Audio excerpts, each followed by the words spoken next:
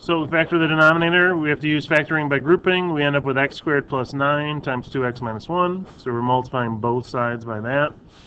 When we set up the one with x squared plus 9, remember the top has to be 1 degree less, so this is quadratic. This has to be linear, so we're going to have ax plus b. Over here we just have c.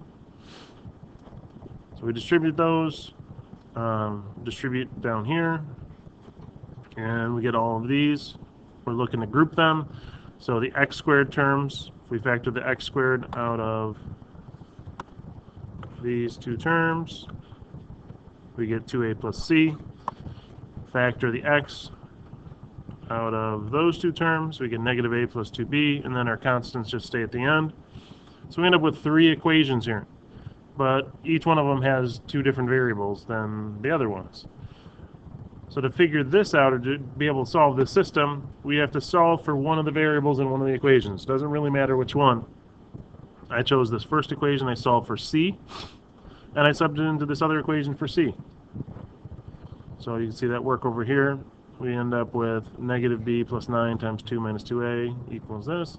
So work this out so that we just have a and b on one side, constant on the other. And we have one other equation that has a and b in it, this middle one. So we put these two together as like a little system of two equations with two variables, and we try to get one of these to be opposite. So I multiplied by 2 here to make the b's opposites, solve for a. Then since a is 3, I can put that in here. We get c is negative 4. And then we can solve for b, substituting into the other equation. So b comes out to be 0.